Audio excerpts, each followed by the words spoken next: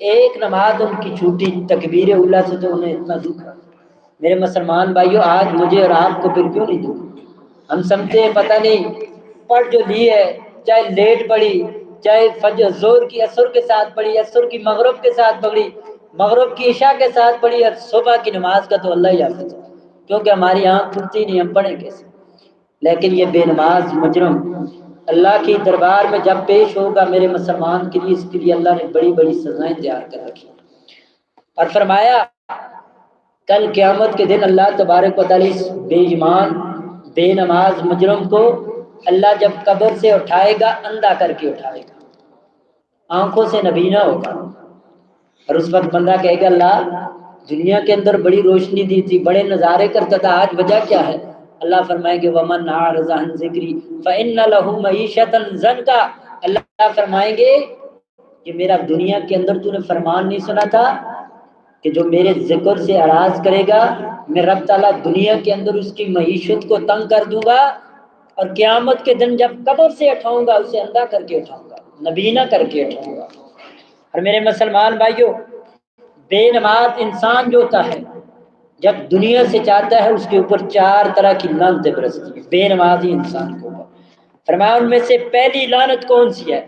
فرمایا بے نمازی انسان جب دنیا سے جاتا ہے اس کے اوپر لعنتیں برستی ہیں، اور اس کے بعد جب بے نمازی انسان مرتا ہے اس کی روح قبض ہوتی ہے، اور فرشتے اس کی روح کو کس طرح نکالتے ہیں؟ جس طرح ایک مل مل کا دوپٹہ ہو، چادر ہو، بڑا نازک ہو، آپ کے گھر کے سامنے کوئی کانٹے دار جاڑیوں والا درخت ہو، آپ اس کے اوپر سوکھنے کے لیے اگر پھینکیں گے، اور جب اس دوپٹے کو مل مل کے دوپٹے کو کھینچیں گے اپنی طرف، اور وہ کانٹے وہ جاڑیاں اس کے اندر داخل ہو کر اس کو ریزہ ریزہ کریں گی، فرمایا بے نمازی انسان کی فرشتے اسی طرح کھینچ کر کے روح نکالتے ہیں، اس کے بدن کو توڑ کر کے ریزہ ریزہ کر کے بے نمازی انسان کی روح کو نکالا جاتا ہے۔ اور فرمایا اسی طرح تیسرے نمبر پر فرمایا بے نماز جو انسان ہے وہ مشرک انسان ہے۔ اب دیکھنا ذرا، آج اگر کوئی انسان شہروں کے اندر لوگ درباروں پہ جاتے ہیں، ہم کہتے ہیں یہ مشرک ہے، یہ لوگ مشرک ہیں جی، جا کر درباروں پہ سجدہ کرتے ہیں۔ میرے مسلمان بھائیوں، میں اور آپ اپنے آپ کو تو صاف سمجھتے ہیں، پاک سمجھتے ہیں کہ ہم بڑے پاک ہیں، وہ مشرک ہیں۔ ذرا غور کرنا، اللہ تبارک و تعالیٰ قرآن کے اندر کیا فرماتے ہیں؟ فرماوا کی الصلاۃ ولا تکونوا من المشرکین، فرمایا نماز قائم کرو، مشرک نہ بنو۔ اللہ کا فرمان ہے میرے مسلمان بھائیو، یہ میری بات نہیں کہ آپ کہو کہ آپ نے ممبر رسول پہ کھڑے ہو کر زبان سے کیسی بات کر دی، بلکہ اللہ کا قرآن کہتا ہے وَأَقِیمُوا الصَّلَاةَ وَلَا تَکُونُوا مِنَ الْمُشْرِکِینَ، اور لوگوں نماز قائم کرو، مشرک نہ بنو۔ نبی کریم صلی اللہ علیہ وسلم کا فرمان سنیے، اللہ کے محبوب پیغمبر علیہ الصلوۃ والسلام نے بے نمازی کو کافر کہا، اللہ کے قرآن نے بے نمازی انسان کو مشرک کہا،